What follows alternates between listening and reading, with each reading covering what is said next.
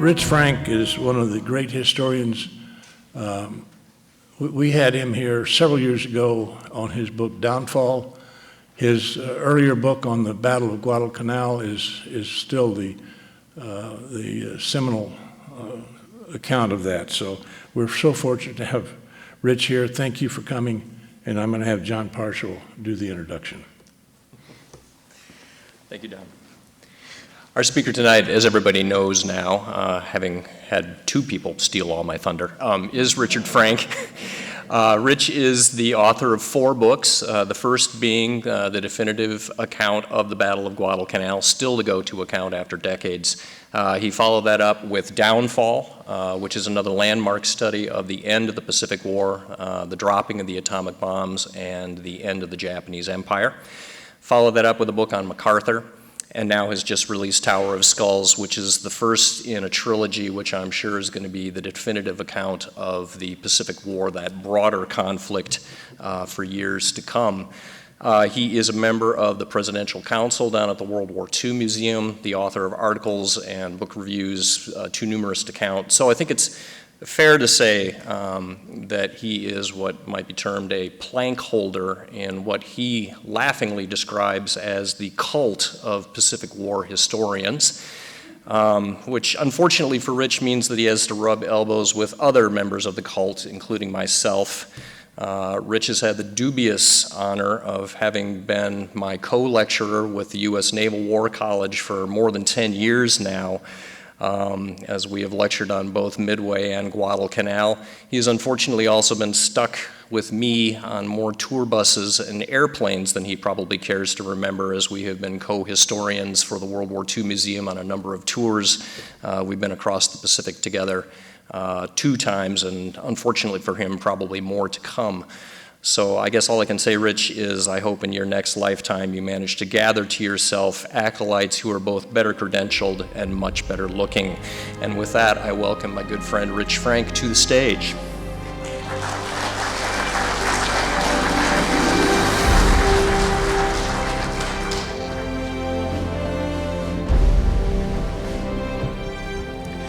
Well, first of all, I want to thank the Minnesota Historical Society for providing this magnificent menu here. I want to thank the World War II Roundtable, and particularly Don Miller and his band of merry co-conspirators who put together these programs. I appreciate them very much.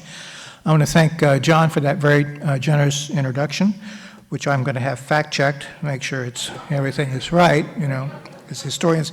I'm going to talk tonight, let me see if I can.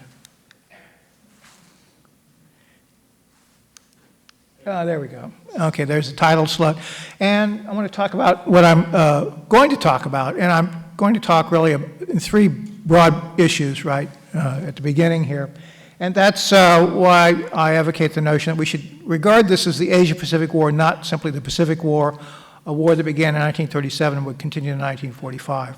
I also want to talk about one of the reasons why I think that it's important to link what we call the Pacific War with this much broader war in Asia, and the principal way to do that is by the numbers, and that's what I'm going to talk to you about early on, and particularly this is going to get into not only what I've already written in the first volume, but also where I'm going with the rest of the trilogy.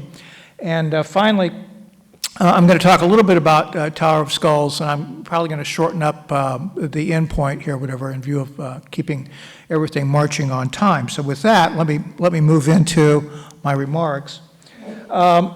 We've had a standard narrative now for decades since World War II, and we talk about World War II beginning in September 1939 when Hitler attacks Poland and the war in Europe begins.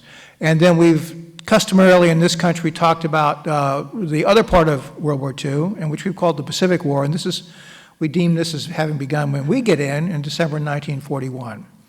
And what I'm attempting to do is to say, no, the really sustained continuous fighting, which is really critical to how the overall outcome of World War II is shaped, begins in July 1937 and it begins in China. So with that, I want to talk also about how fundamentally what I'm trying to do is, it doesn't lack for ambition. It's to propose a new master narrative of the whole other part of World War II, the Asia-Pacific War. And to do this, I'm going to talk about numbers, which I think will make my case in terms of the significance of this. I'm going to talk about population. I'm going to talk about death count, which is particularly important in terms of understanding not only that war, but also the moral significance of it. And finally, I want to talk about the long-term consequences, because one of the aspects about this whole trilogy is it's not only going to talk about what happened between 1937 and 1945, but also argue, I hope convincingly, that it shaped the decades thereafter. And in fact, right down to today, the most significant single aspect of that is that without the Asia-Pacific War, there would be no People's Republic of China as we now know it in China. So the next step is I need to issue a warning, and that's that there'll be some math involved here, which among historians is frequently referred to as a weapon of terror. In fact, a great artist I found clearly was thinking about this sort of issue, and he created a significant artwork, which I think could be rendered as a subtitle of, Historians Encountering Math. And there you get the idea about what happens when you assemble a group of historians and you say, you give them the warning that we're going to now talk about math, and this is a pretty typical reaction, in my view, from my experience. In 1937, the best estimate of the total population of the globe was about 2.3 billion people at that time. And in point of fact, the area, the Asia-Pacific region, contained at least a billion, probably closer to half the total population of the world. And as we say in math, show your work. And this is sort of the conglomeration of the most significant nations and peoples at that time. And you see that total alone gets you to a billion to a little over a billion people. And that's not counting the U.S. or some fraction thereof as being committed to the Asia-Pacific region. So you can see when I argue that this is a story that literally is about half the globe. Or you could phrase it the other way, it's a story in which we've been leaving out the better part of half the globe in the story of what we call World War II.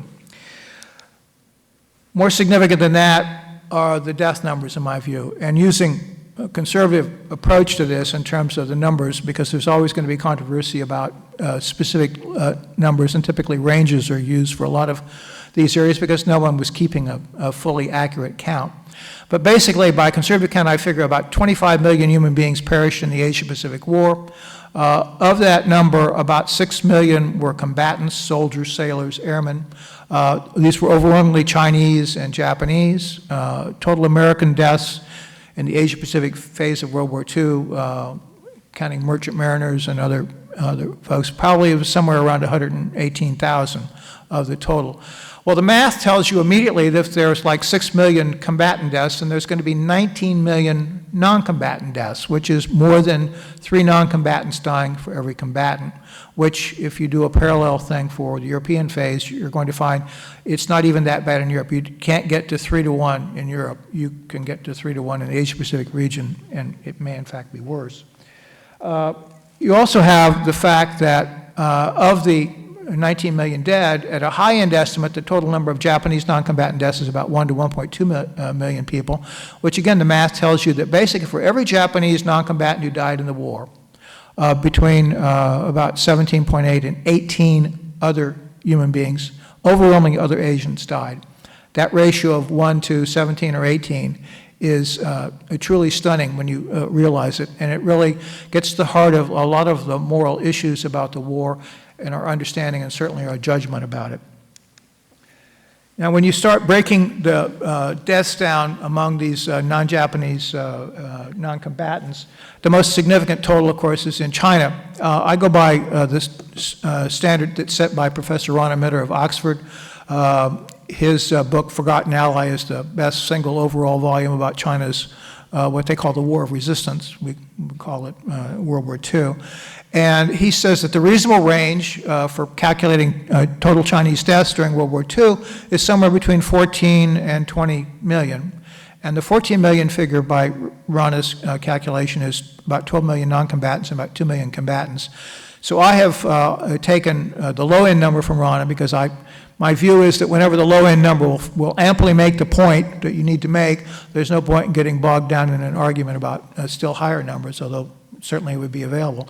So you've got 12 million Chinese non-combatant deaths. And you see I do the math there, 8 years, 2,963 days. You divide the days into the 12 million, and you literally get the fact that on an average projection basis, you've got 4,000 Chinese non-combatants dying every single day for 8 years. When you do the other part of the Asian death toll, and it is overwhelmingly Asians, this 5.8 to 6 million total. Again, this part of the war primarily involves Japan's actions from December 1941 to 1945. So that period is about 1,346 days, and you do the math here also, you get at least 4,000 a day. It's closer to like 4,300 a day if you want to do more precise math. So what this overall tells you is that from December 1941 to the end of the war, every single month, 8,000 non-Japanese non-combatants are dying, which is 240,000 per month.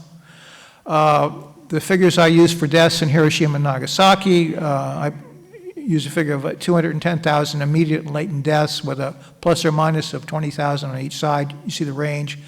What this ultimately tells you is when you just crank this out, you realize that by the 1st of January 1945, there are 15 million non-combatants who've died in the Asia-Pacific War who are not Japanese. And up to that point, very few Japanese non-combatants have died. The largest group is in the Mariana Islands, about 13,000 in June to August of 1944. And that 240,000 a month continues all the way into August 1945. And very often, and when I get obviously to the discussion of what happens in 1945, what's almost inevitably omitted in the discussion of this, which is couched as basically a moral issue, is I'm simply at a loss to explain how we can do this without considering counting all the dead and according all the dead treatment as sharing a common humanity. And I had an experience a number of years ago, someone was putting on a presentation very much along the line of a lot of the critical literature about how the war ended in the atomic bombs. I'm sitting next to a historian from the People's Republic of China who's very familiar with all of these issues. As I'm sitting there next to him, and I'd gotten to know him fairly well, I could see that he first was sort of baffled, and then he was really angry because he felt the presentation, which was very typical, made the war out as though Japan was the great victim of the war. And from the Chinese or the Indonesian or the Vietnam or Korea, or you can go on and on and on with these other Asian nations, that is simply an anathema to them to have the war presented as a case of Japan being the great victim of the war. You'll notice also that basically, that December 41 to January 1945, the equivalent of 36 Hiroshima and Nagasaki's, one occurring every month for 36 months. And as I said, goes on into August 1945.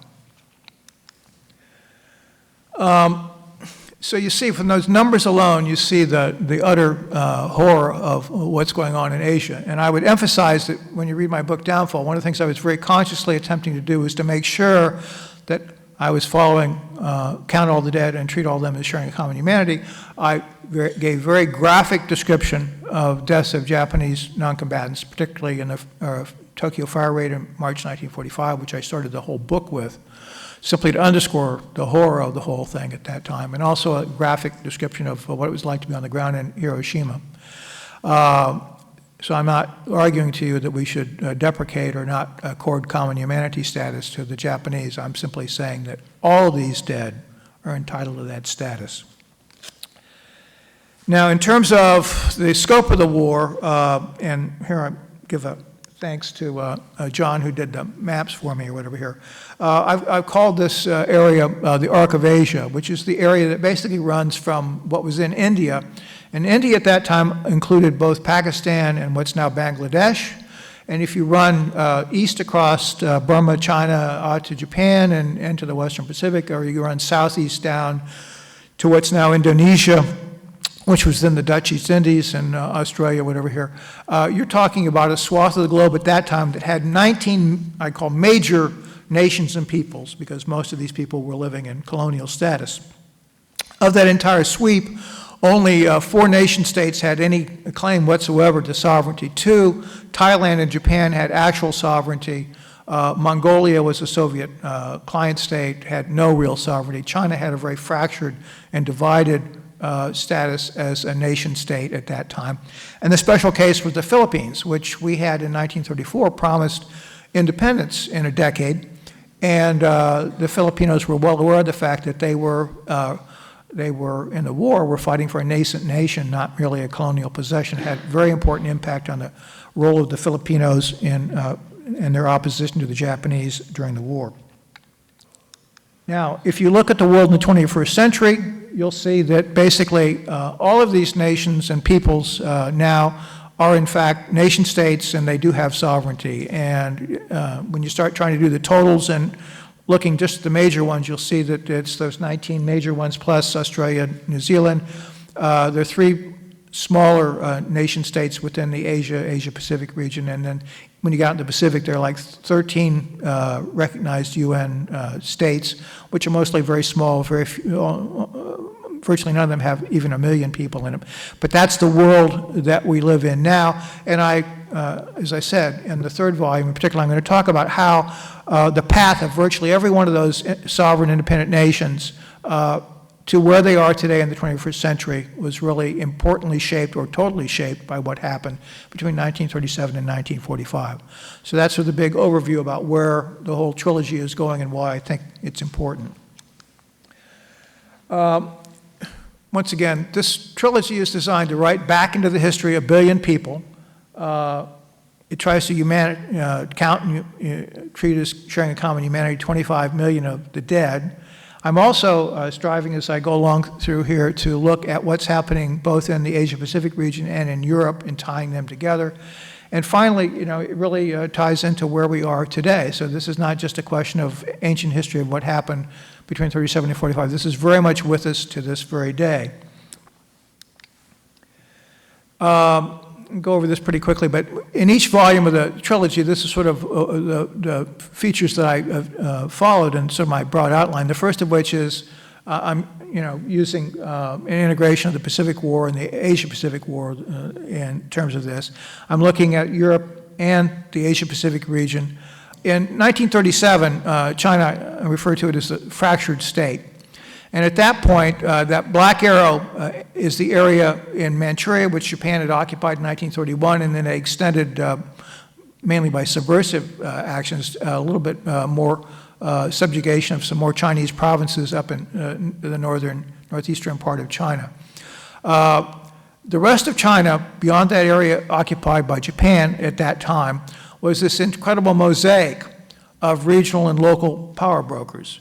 It was not, as we've tended to think of the conventional wisdom, as already the Civil War, which is just between Zhang Kaishek and the Nationalist Party and Mao Zedong and the Communist Party. At that point, by far the dominant party within China itself was run by Zhang Kaishek and the Nationalists. They had 7 provinces in the lower Yangtze Valley. They controlled about 170 million people, which was something over 1/3 of the 450 million people in China at that time. They were on track, I believe, to effectively extend control over the entire rest of China and eventually secure sovereignty for China before Japan commenced the war there in July 1937. At this point in time, if you look at that red arrow there pointing to that small area up in the northwest part of China, that's where Mao Zedong and the survivors of what's called the Long March have settled, and the area they control. And at that point in July 1937, the total population in the area under Mao's control was 1.45 million people, which is not 1% of China's population, it's 0.3%. As historian Donna Lowry wrote one time, that the notion that this sort of ragtag group is eventually going to rule China by 1947 was looked upon as an absolute absurdity in 1937. And that's another theme that runs through this trilogy, which is basically how was it that the Chinese communists got in a position to be able to take China by 1949? The answer was provided by Mao himself several times, and he said quite clearly that basically without Japan's war in China, we never would have triumphed. And he said that one time to the Japanese Prime Minister in 1972. So he always paid this sort of snide compliment to Japan in permitting his Communist Party to rule China from 1949.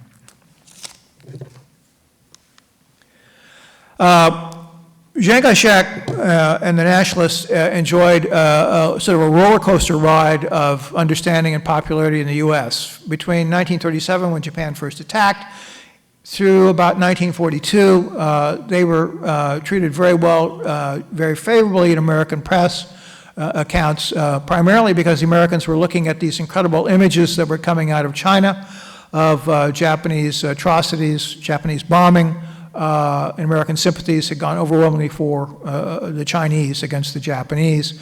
Then his reputation and that of the Nationalists went into eclipse, and of course they eventually lose China in 1949, and it was all explained as that Zhang was never wanted to fight the Japanese, he was incompetent, they were corrupt, it goes on, this litany or whatever here. The single most important thing that has happened in terms of his reputation is that beginning in China, the People's Republic of China, after Mao Zedong's death, Chinese scholars began releasing a lot of archival information, which put a very different picture on the communist side of what had happened during the war. And most importantly, similar information came out of Taiwan with respect to where Zhang ended up after 1949. But the most important thing by far was Chiang Kai-shek's personal diaries, which were released in 2006. And interestingly enough, they've been installed in the Hoover Institution in Stanford University in the US.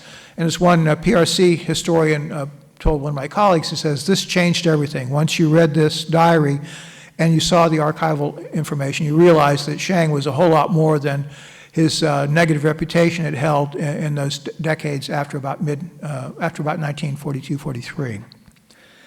The most important thing was that after Japan seized Manchuria in 1931, Zhang realized that they were going to have a showdown war with Japan to restore Chinese sovereignty, but he understood all too well, he'd studied at a Japanese military academy, that this was a gigantic task, and China was in no position to take on Japan in 1931, and so he was on a program from 31 to 37 to build up the Chinese armed forces, economy, and population prepared to take on Japan.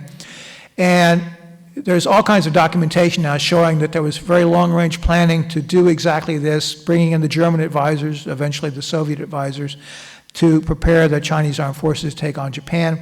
And he was quite clear in speaking to the leaders of the Nationalist Party that this is the path he was on. He gave a talk in 1934 in which he said we're only 1,000 days from war with Japan, and he was only off by 34 days at that time. So the notion that he never wanted to fight the Japanese, we now have fully put to rest with respect to the new archival information.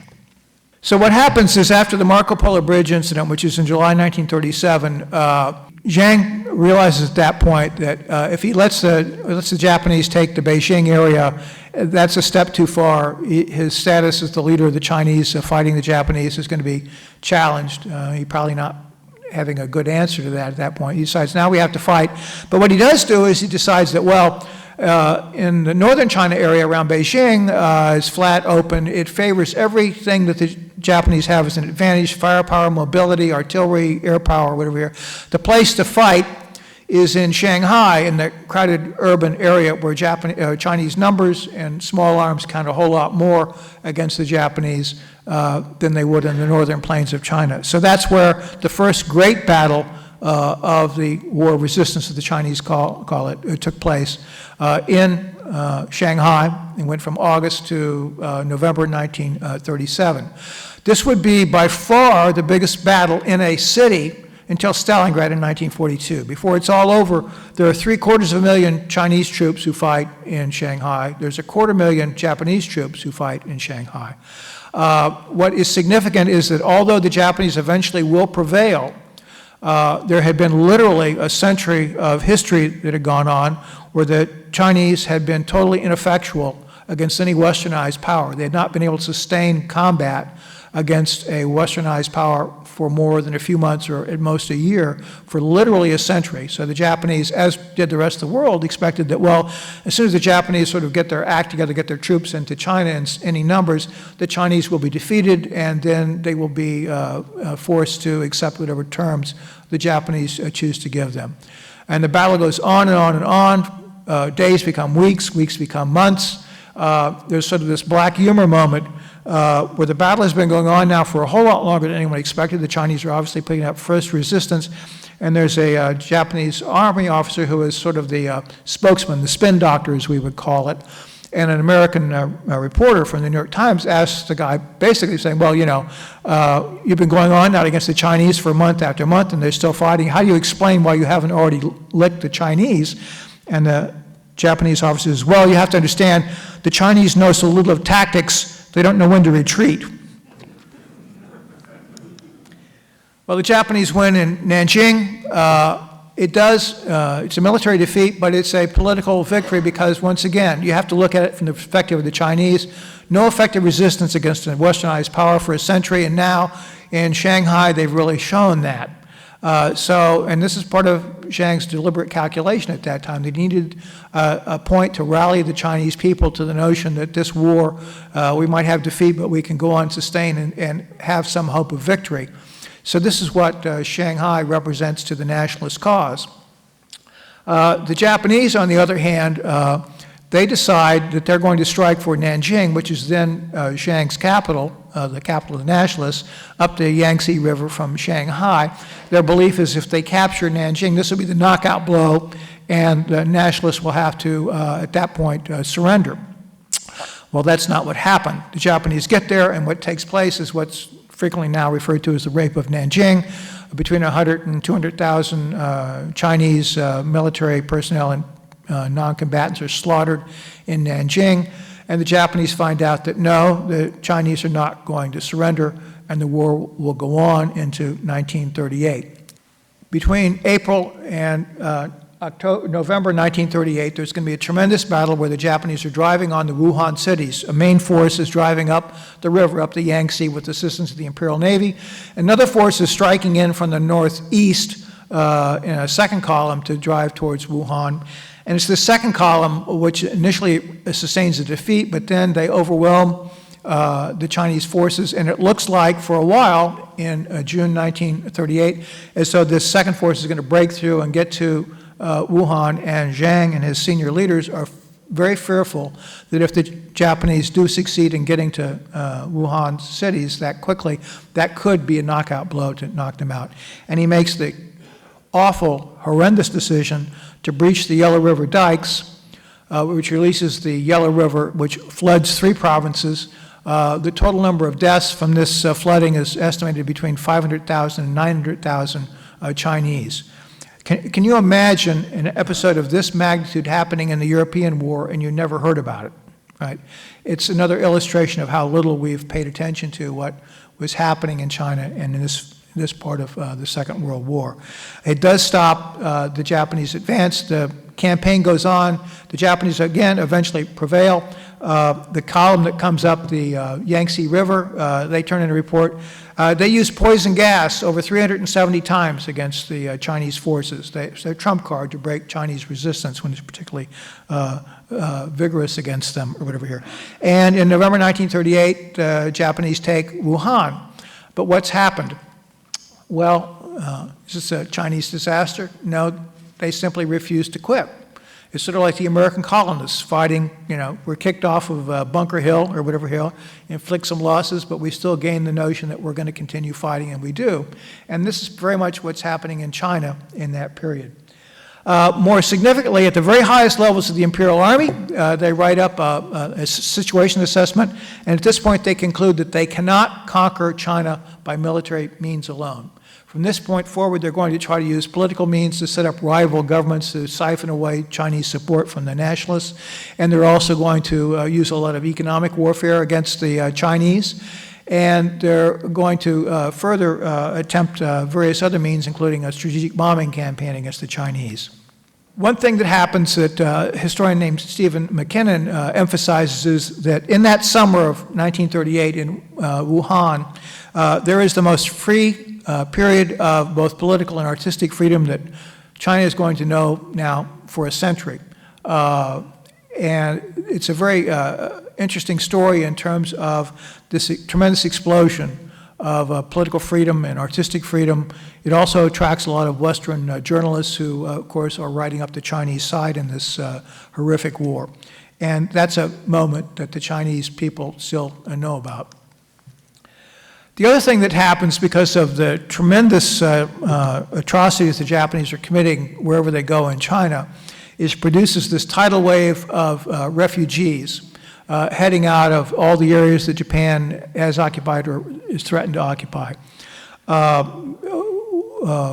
Historian Ron Minter of Oxford, in his book, puts the total number of refugees who were in flight at one point or another during the War of Resistance between 80 and 100 million.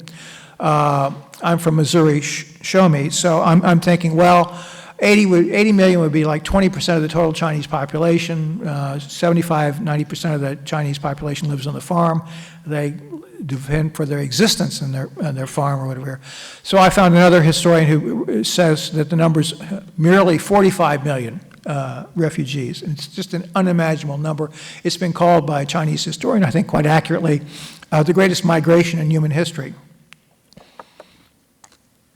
And this is one of the great stresses that the nationalists have to wrestle with because they overwhelmingly flow into areas that are controlled by the nationalists at this time, dealing with this incredible tidal wave of refugees. The other thing that's going to be happening right now is the Japanese embark on what I call the most important naval campaign of World War II you've never heard of. The Japanese conduct a naval blockade of the Chinese Pacific coast. And the effects of this, in terms of their long-term effects upon the fate of the nationalist government, I think cannot be exaggerated. It does four things. Of course, it cuts off a resupply of munitions. The Chinese have stockpiled a lot of weapons and ammunition and equipment for this war with Japan. But as the war goes on into the second, third, fourth, fifth, sixth, seventh, and eighth year, they've gone through their stockpile. They don't have the industrial base to resupply. They depended upon receiving munitions from their allies, and the Japanese have just cut off the main avenue for that. They've also cut off food supplies, and although you think that China's food independent, it's not. Particularly the provinces that are bordering upon the Pacific Ocean, some of the largest in population, are highly affected by the loss of food imports, which the Japanese cut off. The most important thing they do immediately is they basically drive the nationalists out of their original base area, those 7 provinces in the southern Yangtze Valley. The nationalists now are pushed back into the interior. They base their main base becomes Sichuan province, which is well to the west, and the capital, wartime capital, becomes what we then called Chongqing, now we call it Chongqing. And it's well into the interior, which the Japanese cannot get to because there's no railroads or rivers that take them up there close enough. But the most long-term and disastrous effect is that the Chinese central government that Zhang had taken over from the dynasty and early republic period depended upon customs duties from trade in those ports for about 48% of its revenue.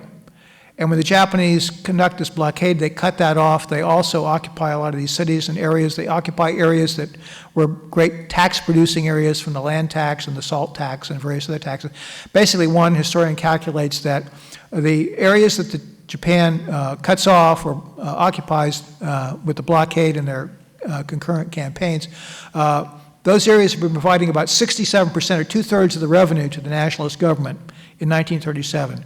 By 1939, those sources had dried up to about 6% of the revenue that the nationalist government was getting from all sources. How do you make war without money? Well, you don't, you know. So what do the nationalists have to do? They have no choice. If they're going to continue the war, they have to print money and issue credit without any proper backing. And that's going to unleash tremendous inflation, which in the long run is going to do as much damage overall to the nationalist cause as any other cause in the entire war. So what I want to talk about now briefly is an area which I had no idea that this particular topic was going to come to me. It's one of those things about doing research and thinking and writing, is that you see connections that you didn't see before or couldn't have seen before. And that's very much about what happens when I think the Asia-Pacific War and the European War become fused together. Now, formally, they become fused together in December 1941, the attack on Pearl Harbor and the declaration of war by Germany against the U.S. and the Allies. That obviously is legally when everything becomes all signed with appropriate documents. But the point where I believe the two wars become so fused that they should be regarded as obviously one joint thing is in July 1941. Let me tell you why. In June 1941, Hitler attacks the Soviet Union. When that war begins in London and in Washington, the assumption is the Germans are going to win because the Germans have won every single prior occasion except the British barely holding on in 1940. So that assumption is the dominant assumption. The official U.S. Army estimate is that the Soviets might hold out for 1 to 3 months. Then we come to an interesting point, which is how do we know what's going on this Eastern Front? Well, we don't. We don't have any independent observers there or whatever here. And I was looking at the intelligence reports we had, and they obviously didn't really know what was going on. And I realized from reading the diary of Secretary of War Henry Stimson that he was turning to the New York Times. And it turns out what the New York Times was doing, as they did through the entire war, is they print the official communiques of all the major combatants. The day after, obviously, is in the paper. So you could read what the account was about what was going on according to Berlin, what was going on according to Moscow. You probably will not be surprised to learn that these two accounts did not jibe very well or very often or whatever here. The only data point on which they did agree over a period of days or sometimes weeks was where the battle was taking place. And what that showed quite clearly from June 22nd to the last 10 days of July 1941 was the Germans are driving tremendously deep into the Soviet Union. Then in those last 10 days of July 1941, suddenly the front stabilizes, it stops. The German advance, and for the first time, there's actually the prospect that the Soviets might actually survive. And strategically, obviously, that is huge. So not only does that happen at that moment, but at the same moment, July 1941, Japan, which is now gearing up to launch its own, what they call Southern Offensive, they move into southern Indochina. They'd occupied northern Indochina in 1940. Now they occupy southern Indochina, which is a move which immediately threatens the British, the Dutch, and the American possessions in the Far East, presenting a dual crisis, both in Europe now and in the Asia-Pacific region. So if the Soviets might survive, what can we and the Brits do? Well, the answer is the Brits are overextended. We're not ready. The logistics of getting anything to the Soviet Union in 1941 are terrible. And the one thing that is recognized in both Washington and London is that the one thing we can do is to keep the Chinese in the war, to keep the Japanese from entering the war against the Soviet Union and delivering what they fear to be the knockout blow against the Soviets. And that becomes a key point of strategic thinking right in that immediate period, those last 10 days of July 1941, the first days of August 1941. That's the moment when the theory crystallizes, or the strategic vision crystallizes, that it's essential to keep China in the war to save the Soviet Union. What happens also is that Roosevelt and Churchill meet for the first time what's called the Atlantic Conference in August of 1941. Best known for what's called the Atlantic Charter, which sets out the goals for the Western Allies in the war. To that conference, Churchill brings with him Harry Hopkins, who was President Roosevelt's principal aide, sort of the equivalent of the Chief of Staff and National Security Advisor. And he's freshly back from a visit to Moscow. He'd originally gone to the UK, and then when the Germans attacked the Soviet Union, Hopkins went on to Moscow. Has a private interview with Stalin, and Stalin gives the most candid account any Westerner has heard about the war to that point.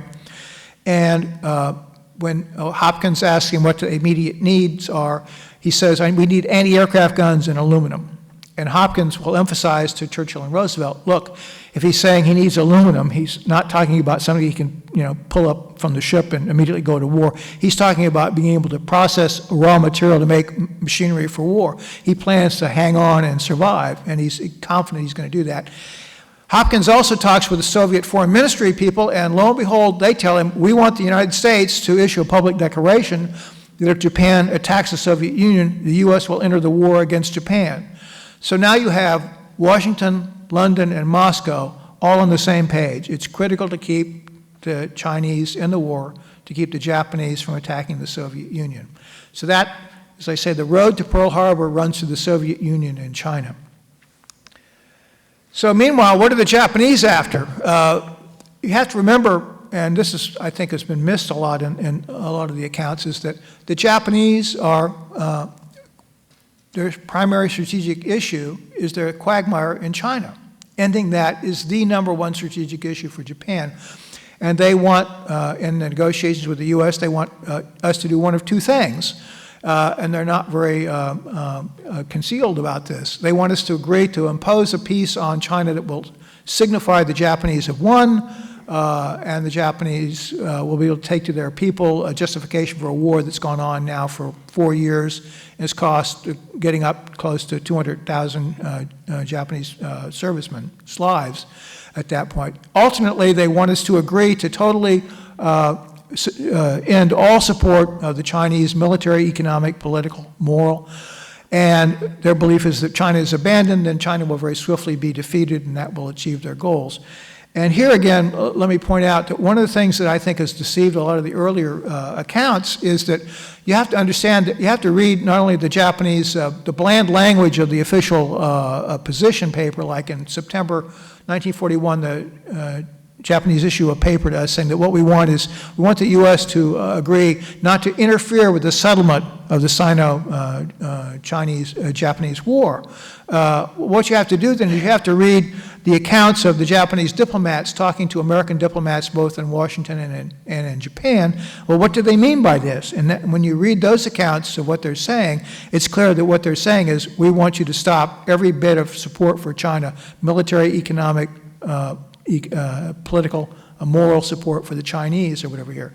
So Secretary of State Cordell Hull, President Roosevelt recognized that this is what the Japanese are doing. They're saying that, the cost of coming to some sort of a settlement in 1941 is to abandon China or have China defeated, which, as you can see from our standpoint at that point, is totally unacceptable. So this also brings us to the great moment of the oil embargo, and now you can see this entirely different light. Before Roosevelt goes to meet Churchill at the Atlantic Conference, he issues a temporary embargo on Japanese imports of oil to Japan as a retaliation for the occupation of southern Indochina. Then, when he comes back from the Atlantic Conference, he lets the oil embargo stand. And what you really have to understand behind this is that Roosevelt is confronting a tremendous both moral and strategic dilemma. We've been providing the Japanese with 75 to 80% of the petroleum, which has been not only fueling their economy, it's been fueling their war against China. And if about 7.5 million Chinese are dead by July 1941, our oil has probably proportionally helped kill over 5 million of them. He's well aware of that. He's been well aware of that, but he also realizes if he cuts off oil, the Japanese are most likely to swoop down to the Netherlands, East Indies, and see the oil there, and he didn't think the American people would support a war to save a European colonial power. So he's stayed his hand until that moment. When you get to July 1941 and he imposes a permanent embargo, what you have to understand, he's not merely at this point retaliating against Japanese movement down to southern Indochina. What he is also doing is he's saying, look, if we're terrified that if the Japanese attack the Soviet Union, the Soviets would be knocked out, are we going to provide the Japanese with the oil to go and do that? You don't have to be a tremendous strategist to figure out what the correct answer to that is. And that's why we refuse to agree to open the oil spigot, as it's called. And the temporary suspension becomes permanent, and we lead down to the other evidence I found.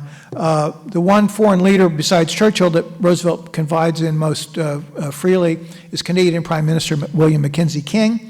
And Mackenzie King meets with Roosevelt in November 1941. In his diary, Mackenzie King writes this sentence. He says, look, if the Chinese, a collapse of Chinese resistance will probably mean a collapse of Russian resistance. In other words, they're making the connection between the continuation of Chinese resistance and the Soviet survival. And you get the same thing from the UK in a message from Churchill. And the background to this is even more interesting because just before he sends this message to Roosevelt, he's been consulting with his foreign minister, Anthony Eden, and Anthony Eden has been asking Churchill for guidance about the negotiations with Japan.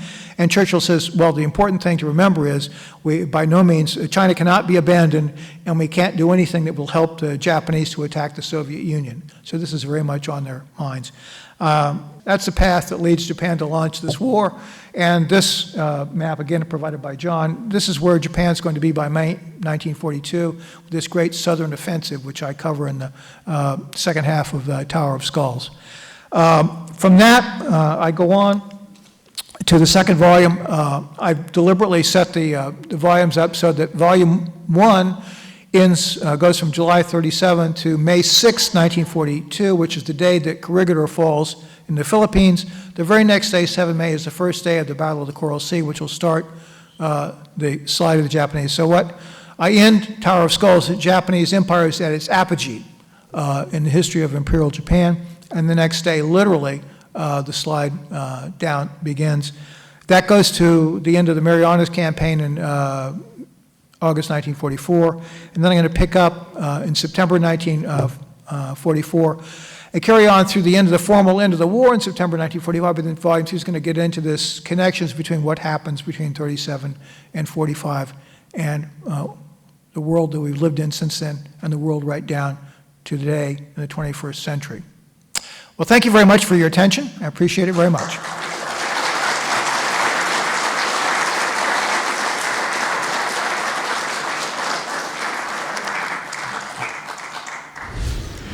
Our veteran this evening is Denzel Alexander, and he was a guy that was trying to bring in logistics through the back door, as we're going to talk about a little bit here. Denzel Alexander was born in Kentucky and then moved to Detroit, where his father was a layout engineer for the automobile industry. You lived in Detroit, Denzel. Yes. How did you hear about Pearl Harbor? Well, suddenly this program stopped and said, we're interrupting this program to announce that Pearl Harbor has been attacked by a large Japanese force. We don't know about the death and so forth, but we know it's great. And so that was my beginning. Yeah. So what did you do? You tried to volunteer? Yes, I was almost 18. I knew I was going to be graduating in a few months and perhaps be drafted.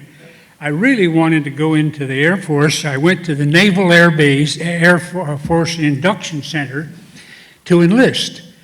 And they gave me an all-day exam. Half the day was written and the other day was physical. I passed all the written tests, passed all the physical, and was 5 pounds underweight. I was 5'11" tall. They called me slim. They don't call me that anymore. So anyway, they turned me down. I was very surprised. I thought, a pilot ought to be light, you know. But anyway, they turned me down. So a few months later, I was drafted into the Army and put in the Engineer Corps, 1301 engineers. And you did your basic training at Fort McCoy, Wisconsin. It was Camp McCoy at that time. Camp McCoy at that time. Since become Fort McCoy. Mm-hmm. Okay, and then from Camp McCoy, you were in basic training. You were assigned to the 301 engineers. Well, a little bit happened in between those two. While I was in the 301, yes. Anyway, came up on the bulletin board. We know that the invasion is going to be coming soon, and we believe we're going to need a lot more pilots. And so if you're already in... And so you'd picked up some weight by then. Pardon? You'd picked up some weight by then. You were a little bit heavier. Oh, well, it didn't matter. They said if you're in the service, we'll count you as being physically all right. Otherwise, I wouldn't be in the service. So if you can pass the written exams, we'll transfer you to cadets, Air Force cadets.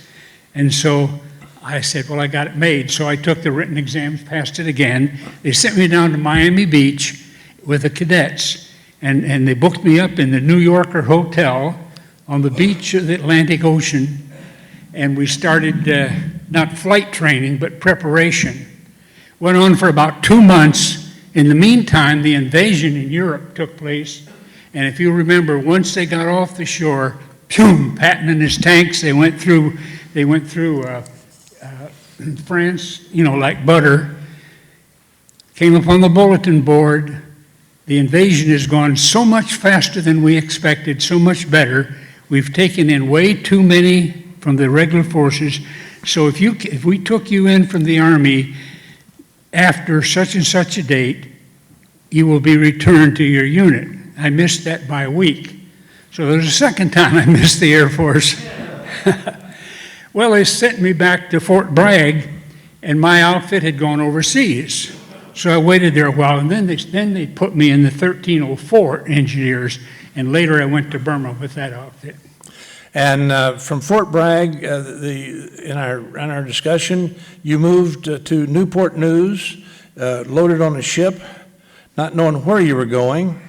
You ended up going through the Panama Canal, down to Australia, ended up in Bombay, India. Tell about that. Okay. Tell about getting across from Bombay to Calcutta. Yeah. Yes, we went all the way down under India. Of course, we went alone. We weren't in a convoy. And this was a very fast, General A.E. Anderson troop ship, sleek and fast. We could outrun a submarine. And so we went all by ourselves, and they took us down to Australia and then around and under India and up on the other side, Bombay. And we unloaded, got on trains, and went across India towards Burma. If you've ever gone across India, well, not now maybe, but 75 years ago on a train, you've had it. It was terrible. Take a minute here. Tell it. All right. You see, India at that time, of course, was under British rule. And each section of India, there were 3 big sections, and each India was controlled by a Maharaja, kind of like a dictator. They press with king. And so as the railroads started coming in, each one would have a company come and put tracks down by train to run the train back and forth in its part of the country. But when they got to a river, that was it. Well, then the next Maharaja did it some years later with a different company. And after a while, they had all 3 of these with railroads, but they didn't match. They were at different gauges.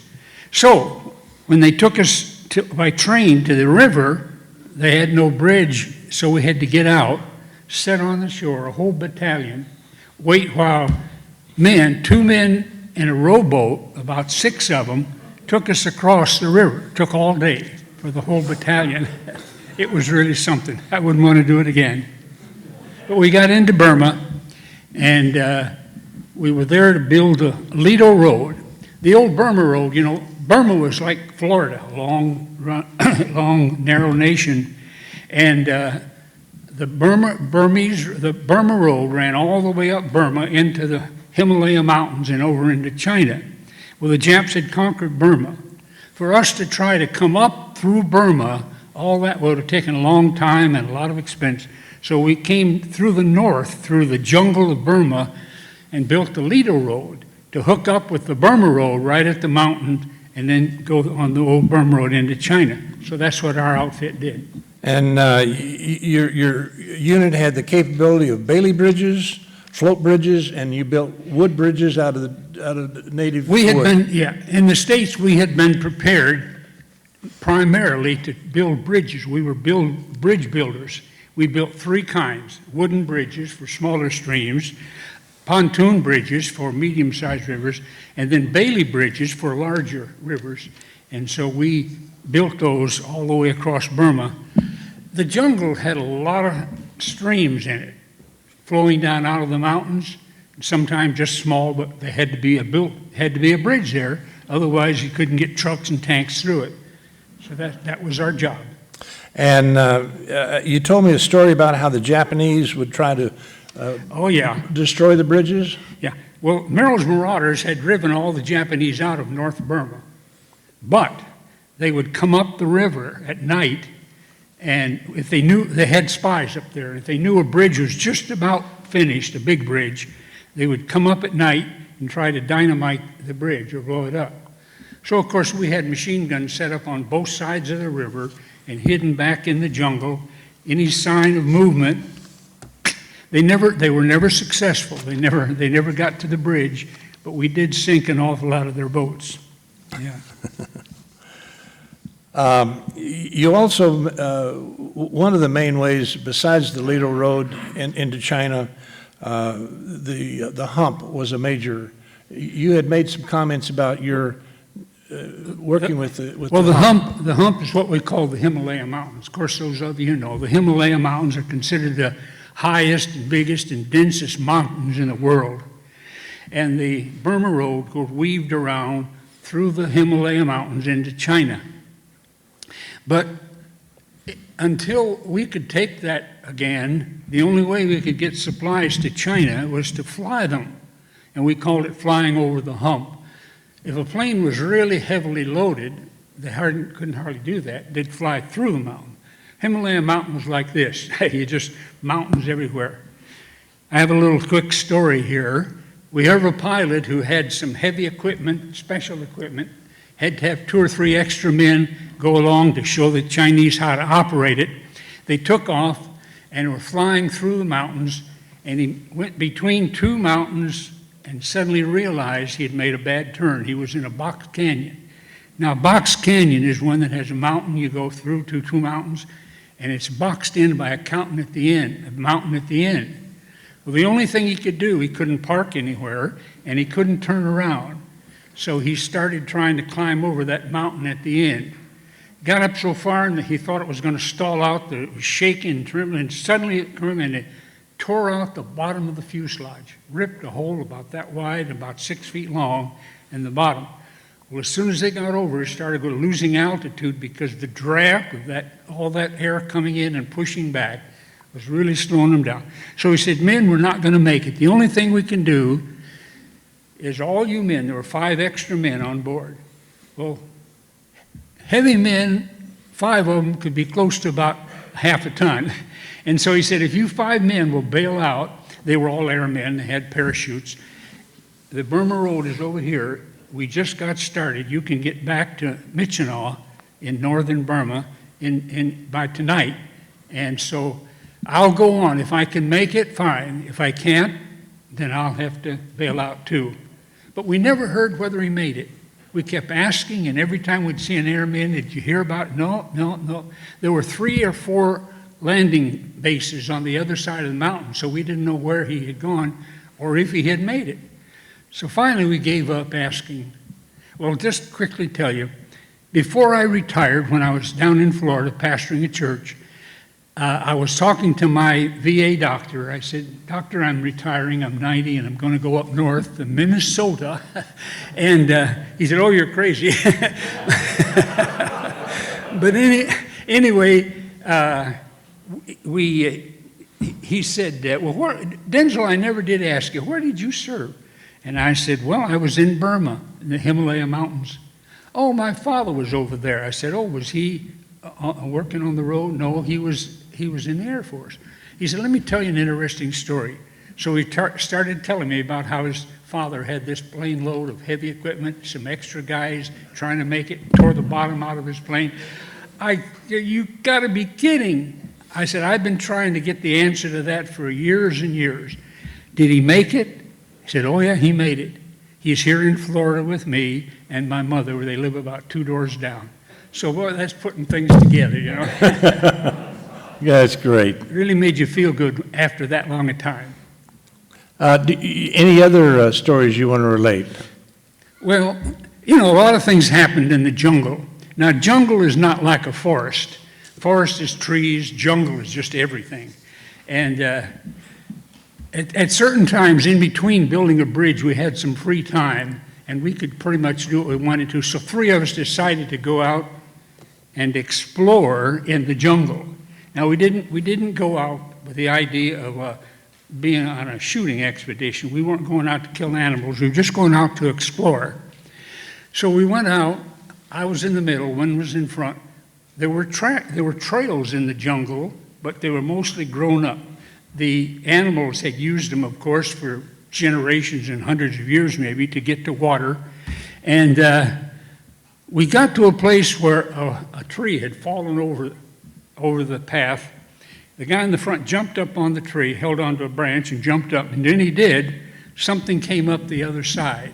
It looked like this. You know what that is. Cobra. Yeah.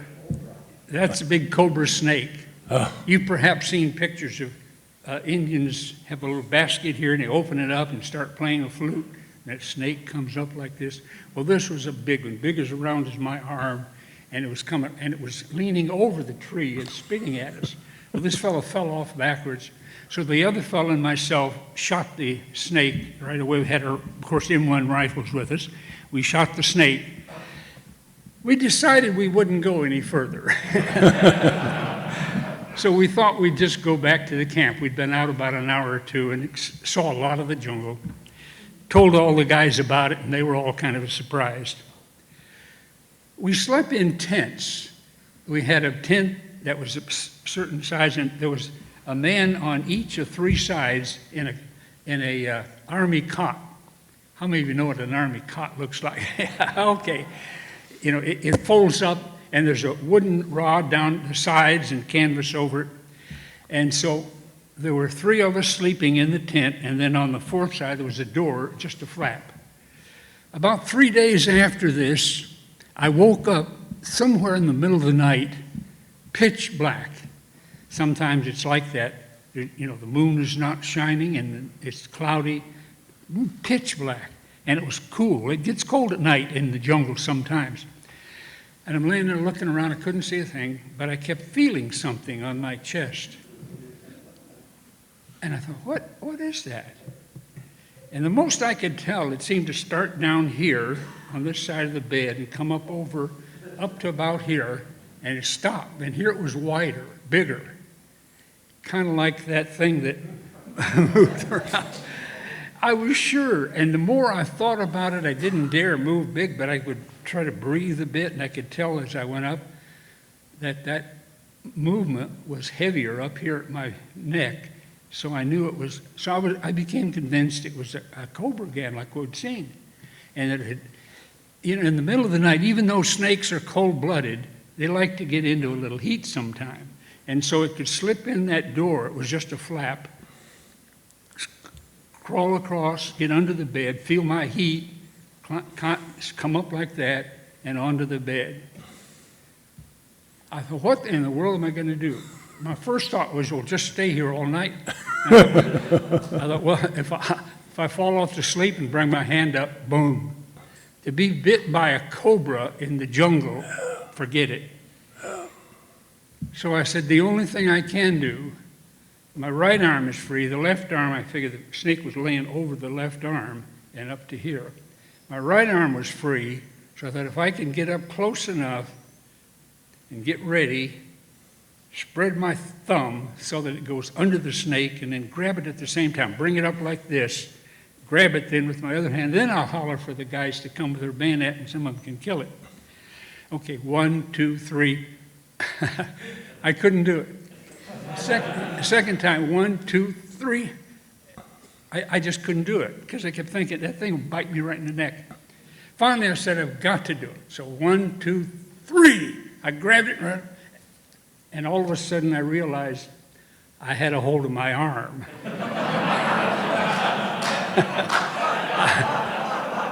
You see, what had happened is my arm had laid over that rod for maybe a couple of 3 hours. Anybody ever had their arm or hand or foot go to sleep like that? You know, you cut off the blood circulation and you lose control. I had no feeling in that arm, so the arm was laying up here like this, and it had this wide, I thought it was just, I'm shaking it and I'm hollering. So they said, what's the matter, Denzel? They started to put on a flashlight, and I thought, now if I tell them, this will be the end. I'll be the snake man. I'll be called the snake man for the rest of the time. So I said, well, I guess they just had a bad dream, going back to sleep. So we went, never heard any more about it. Mike, our next speaker is Mike Guardia. I met Mike down at Fort Bliss, Texas. Mike is from Houston. He got his bachelor's and master's degree from, now, don't you speak from over here? Yeah, come over here. From the University of Houston, got a commission, went to Fort Knox, ended up down in Fort Bliss. When my son was at Holloman Air Force Base, his publisher, casemate, said, hey, go see this guy. So anyway, we have connected and been here. He's now up in Minnesota making a full-time career of authoring and publishing. And we look to get you more active in our roundtable and our history.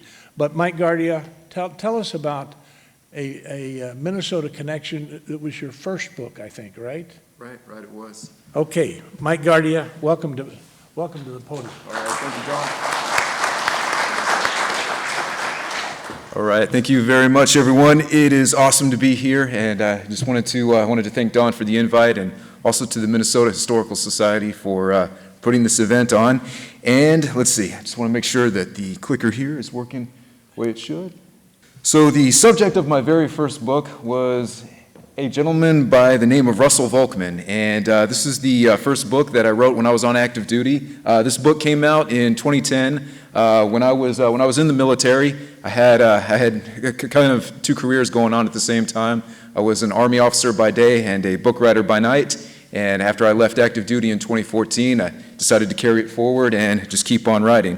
But the gentleman, the subject of my first book, Mr. Russell Volckmann, has a unique place in military history for the very reason that he helped organize a guerrilla campaign in the Philippines after the Japanese invaded in 1941. And Volckmann also has a connection to the lovely state of Minnesota. So Russell Volckmann, he was born in Clinton, Iowa in 1911, and from a very early age, in fact throughout most of his childhood, he was the unofficial mascot of the 133rd Infantry Regiment, and in that capacity they were then part of the Ohio National Guard. They are now part of the 34th Infantry Division, which is headquartered right here in Minnesota, and he attended Shattuck Military Academy, which is now Shattuck St. Mary's School, right down the road in Faribault. And his connection to Minnesota continued after he graduated from West Point in 1934, when he was stationed right here in the Twin Cities area at Fort Snelling, back when Fort Snelling was still an active duty military post.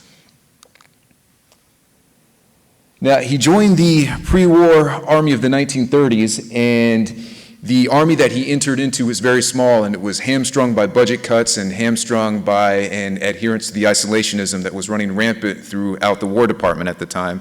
But he requests for and he gets an assignment to the Philippine Islands. And in the late 1930s, the Philippine Islands really offered the best of Army glamour. If you were going to be stationed anywhere overseas, you either wanted to be in the Philippine Islands or you wanted to be in Panama. And he was lucky enough to be in the Philippines, and he thought that it was going to be a good move for him and his family, because despite the tensions that were rising in the Pacific, everyone was certain that the threat was going to come from Germany and the threat was going to come from Europe before it ever came from Japan. However, the narrative quickly changed in December of 1941. In fact, on December 8th, 1941, that's December 8th in the Pacific on account of the international date line, the Japanese invade the Philippine Islands. And the Philippine Islands at that time were in a tremendous state of weakness. The defense apparatus that was trying to build a Philippine army and the organic American forces there, they were really not in any condition to repel the Japanese invasion. And he found himself on the front lines of that defense force right at the top of northern Luzon. That's the northernmost island of the Philippine archipelago. And as the Japanese invaded, he was essentially telling himself, and he was given the order, how slowly can you lose? It was, you had to build a defensive line, then you had to withdraw, establish another defensive line, retreat, withdraw, retreat, establish another defensive line, all the way until you get to Bataan, because Bataan and Corregidor were the end of the line. Now, the order comes to surrender on April 9th, 1942. The remaining U.S. forces at Bataan at that point, those that had not been overrun or been caught behind the lines, as they moved farther south, were ordered to surrender. This was when General MacArthur got on his speedboat to Australia and said, "I shall return." Now, even though Volckmann was ordered to surrender, he refused the order. He said, "Look, I know what the Japanese are capable of. If the headlines chronicling the invasion of Manchuria have been any indication, I will take my chances in the jungle long before I rely on the good graces of the Japanese in one of their POW camps." And despite the fact that he was soliciting the idea to evade the Japanese and refuse the order to surrender, many of his comrades wanted nothing to do with him. They said, "You're crazy if you want to go out into the jungle. We actually think the Japanese will treat us okay." But despite the lack of enthusiasm among his comrades, he did find an ally in the gentleman you see right there on the right-hand side of the screen. That right there is Don Blackburn. To the left is Russell Volckmann, and to the right is Don Blackburn. And together, those two escaped from the Japanese onslaught at Bataan, disappeared into the jungles, and over the next few months, they made their way all the way to the top of North Luzon, where they organized a guerrilla army to fight the Japanese. And for the next 3 years, their guerrilla organization grew to several thousand American and Filipino troops who had been caught behind the lines after the Japanese had invaded. And not only that, not only did they start making attacks on all the Japanese outposts and attacking key points of infrastructure, but he also reestablished contact with MacArthur's headquarters in Australia and started sending him intelligence reports saying, "Sir, whenever it is you guys come back to the Philippines, I've been carrying on a guerrilla campaign against them. I can tell you where they're the weakest. I can give you an entire layout of the enemy troop dispositions." And when MacArthur finally comes back to when he finally comes back to the Philippines in 1945, he meets Russell Volckmann on the beaches of North Luzon and says, "Russ, you know, technically you disobeyed an order because I did order you all to surrender, but you killed so many enemy soldiers, I really can't be angry with you. So for your trouble, I'm going to give you not only the Distinguished Service Cross, but I'm going to give you a promotion to colonel." He went from captain to colonel in only 2.5 years. So he was rewarded for his trouble. And when the Japanese finally surrendered on North Luzon, the commander of Japanese forces made his surrender overtures not to General MacArthur, but he made the surrender overtures to Volckmann. And the cover photo that you see on this book right here, this is a picture of Russell Volckmann holding the katana of the Japanese commander of troops. It was tradition at the time that whenever a Japanese commander surrendered, instead of surrendering a sidearm, he would surrender a katana. And this is the very katana that Russell Volckmann is holding in his hand. And his friend Don Blackburn was the subject of my second book, Shadow Commander, because Blackburn, just like Volckmann, stayed in the military after the war, and Blackburn ended up commanding special forces in Vietnam. If any of you are familiar with the Special Operations Campaign in Southeast Asia during the Vietnam War, there was a group called SOG, Studies and Observation Groups. He was one of the initial commanders of SOG in Vietnam. But as for Russell Volckmann, he stays in the military after World War II, and he tells himself, "Look, for 3 years, I fought this guerrilla war against the Empire of Japan. Nothing in my professional training as a soldier has prepared me for this. I had to learn everything on the fly, and I had to make it up as I went along, and I had to do a lot of trial and error." Now, traditionally, when I look at my military education, he was telling himself this, everybody told me that guerrilla warfare was something I had to stay away from. It was an anathema.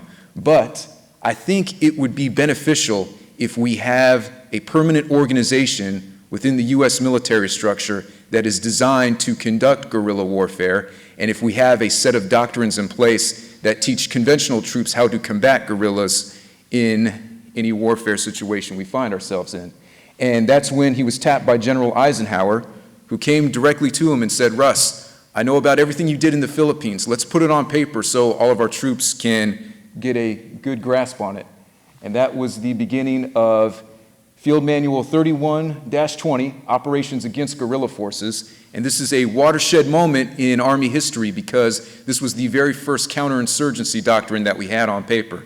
If you play it forward, today's manual, FM 3-21, is almost a direct copy of the concepts that Volckmann put down on paper.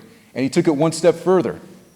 The following year, he wrote Field Manual 31-21, Organization and Conduct of Guerrilla Warfare. And he said, if you take these doctrinal precepts right here and put them in a body within our current force structure, we can have a specialized guerrilla warfare unit to help establish the strategic goals of guerrilla warfare in the next conflict we find ourselves in. This right here was the birth of what we now know today as the Army Special Forces, and what makes him one of the founding intellectual fathers of the Army Special Forces. And this right here are the complementary books that I have written. American Guerrilla, that one being of Russell Volckmann, and then Shadow Commander of his partner in command, Don Blackburn, who commanded SOG in Vietnam. Don made it clear I only had 10 minutes on the clock, so hope I made it worth your while.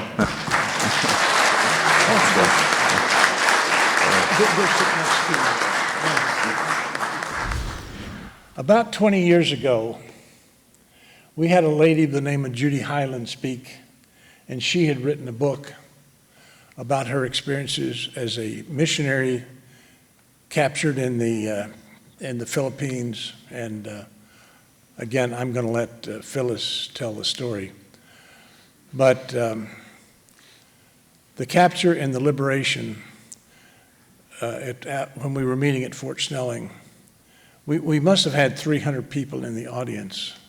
And when your mom finished her presentation, you could hear the audible sobbing of the emotion of it. So thank you for coming and relating your mom's story to the group tonight. Thank you.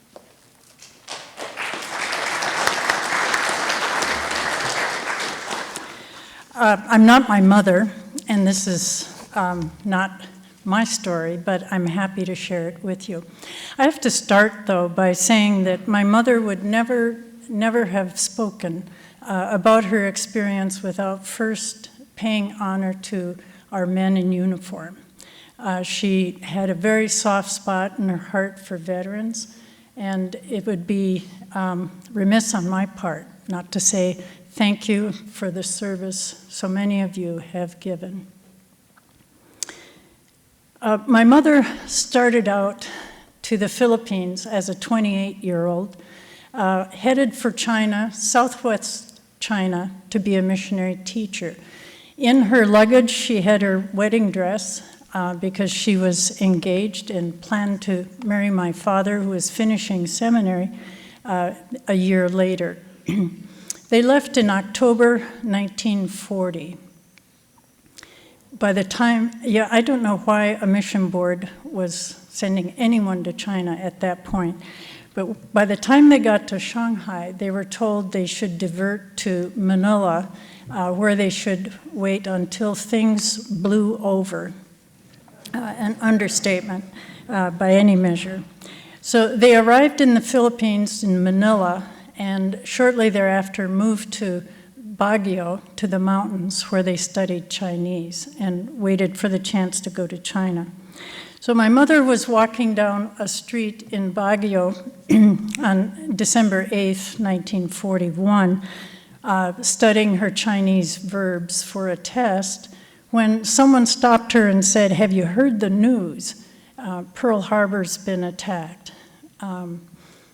For a long time, for several days, they didn't know exactly what would happen with them, but by December 27th, they were summoned to the library of a local school where a Japanese military officer greeted them and said that they would now be guests of the Japanese Imperial Army. And they should gather whatever they could carry and come back to Camp John Hay for internment. My mother was in 2 different locations in Baguio, and I'm going to skip over that first part until December 44, when they were moved down to Manila, to Bilibid. The time that she writes about, she makes clear in her memoir, is not really about events. She has said many times that the biggest battle, aside from hunger and illness in internment, was really monotony and boredom, which was just broken by occasional spurts of fear. So she doesn't write about events alone. What she writes about is what continues to give meaning in the present, and she felt that that's what matters. While they were in the mountains of Baguio, they had various commandants. Some were kind, some were not. They were often deprived of adequate food and water. They lived with inadequate sanitation and medical supplies. Red Cross supplies were only delivered once, and generally they were taken by the military, the Japanese military. She lived in a community of 500 people in the internment camp. Half of them were miners, half of them were missionaries. Babies were born, more than a dozen. There were more than 30 children, so they established a school. They organized life. They made living quarters. The women and children were in one building and the men in another. They had a kitchen committee, which was the committee everyone wanted to be on because they were in charge of the food. But I'm going to move to the last part, last part of her experience. In December, they were moved suddenly down to Manila. And I want to read a little bit, just a few paragraphs from her book. It was a beautiful night with a nearly full moon. With mingled apprehension and joy, we noted signs of recent bombings along the way. Joy because it was a sign of American advance. Apprehension because we would be a perfect target on this road. Our apprehension increased as mile after mile we met the Japanese army retreating to the north. Did the American military have any idea that not only Japanese troops, but American prisoners were moving on the Kennan Road that night? Later, we learned that every night for 2 weeks, the Kennan Road had been bombed. The night we were on the road was clear and lighted by a full moon. We would have been a perfect target, but there was not a bomb those 2 nights our camp was being moved. Several years later, I was visiting in the home of a U.S. Air Force pilot who had been in on the bombing operations from Lingayen Gulf. He said that during the 2-week bombardment of Kennan Road, there were 4 nights when the planes could not go up because needed fuel supplies had not arrived. 2 of these nights, we were traveling on the road. Happenstance? No. They moved to Bilibid towards the end of December. Bilibid had just been evacuated of U.S. military POWs by the Japanese army. Anyone who could walk was taken away from the prison and put on ships headed for Japan, where they were going to be used as labor. Many of those men died of disease, lack of food and sanitation on the way. Many of those ships were bombed by the Americans, and the men were lost. The ones that were left in Bilibid were ones who were sick and near death. Bilibid was an old prison that had been built by the Spanish during the Inquisition. There were 3 gates, 3 successive levels of walls to get into the prison. And when they moved there, they were greeted by many, many rats. Many of the prisoners themselves had beriberi, dysentery. Everybody was hungry. There was no food. Many were listless, and so listless that there weren't even any good rumors circulating. More and more graves were dug each day.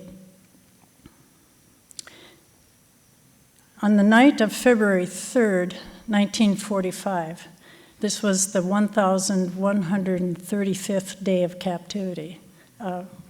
They had been counting. My mother was in the hospital cell block, working as a nurse, helping the military patients.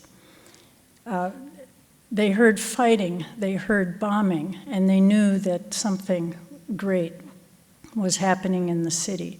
The following morning, the afternoon of the 4th, they received a note from the Japanese Guardians. The note said, "We are now leaving, you are free." In my family, we celebrated February 4th every year as Liberation Day. They were free, but they couldn't go out in the city because it was too dangerous. There was too much fighting going on, but some of the prisoners stayed by the gate in case Americans should come by. And a day later, some did with some Japanese prisoners. They were surprised to find out that American civilians were in this prison. The military had known about Santo Tomas nearby, a university that was used as an internment camp, but not about Bilibid. So they sent some soldiers over, and they eventually were able to take them to headquarters for some food. But they had to return to Bilibid because the city was too dangerous, and with its fortifications, it was one of the safer places. She was repatriated later. Those with families were allowed to leave in April, and she left as a single woman later the next month. They were repatriated to Los Angeles and then took a train across country to Minneapolis. My mother talked about how she felt she was sleepwalking in those days. Too much was happening, too much just could not be explained. But she remembered to the end of her days the thrill of the day she arrived in Minneapolis. Arrived at the train station, the platforms were bare because of the regulations during the war keeping people off the platforms. But they took the elevator up to the lobby, and when the elevator doors opened, there was her family, her fiancé, her parents, her sibling, and friends, singing through tears, "We now thank we all our God." That in a nutshell is her experience, but I want to talk about the fact that she looked at all of this experience in her life in the light of her own Christian faith and experience. And I want to read a little bit from the one part of her book. Again, in January 1945, they were in Bilibid. They knew things were changing, but they didn't know how things would unfold. And so I'll start there. Early one January morning, I was crisscrossing the prison courtyard on my way to the wash table carrying a red fire bucket when we heard a plane overhead. We paid scarcely any attention, for there were single planes now and then. But this time, there was a barrage of anti-aircraft fire. This was a plane from America. Our country was back in the Philippines. We were wild with joy, hugging and kissing anyone near. But our ecstasy soon turned to horror, for the plane was hit and immediately became a ball of fire. The pilot tried to jump, but his parachute was immediately enveloped in flames. Yes, how much we wanted to be free, to live again, but no amount of wealth, no amount of wishing, hoping, or striving could open those iron gates. There was only one way, the shedding of blood. That was a boy from home, and who had given his life that we might live. She goes on, life is not a meaningless circle. There is a point, and at that point is a cross. There Christ fought a life and death battle with Satan, who held us in the bondage of the fear of death. So she saw her story in light of the Christian story. I think we children would add two narratives to the narrative she has in her book. One is a narrative of loyalty. My father waited 5 years for her. He had no word from her during that period of time. But he was faithful, he waited. He was a quiet man, but he was a rock. I think the second narrative we would add is that it is a narrative, too, of forgiveness. Mother returned in 1945. She married, and they served several churches. But in 1950, they moved to Japan, where they lived for 30 years and worked with the Japanese. When my mother first returned to the States, she was full of hatred for the Japanese, for the cruelty she had witnessed. But as she got to know the Japanese people, that earlier experience was juxtaposed against this later experience. And what she has written in this book is something of her recollections, her thinking about her life 40 years after her experience. If you have a chance, pick up a book. She writes a great deal about, in more detail, about her life. Thank you. Let's do some Q&A. Any questions? Who's got the mics? I was wondering to what extent there was resistance from the oil companies regarding the embargo.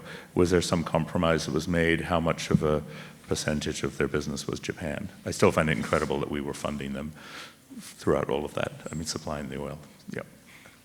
Yeah, you can really, you get a sense about how Roosevelt very clearly understood the connection between American oil and what was going on in China, as did a number of members of his administration.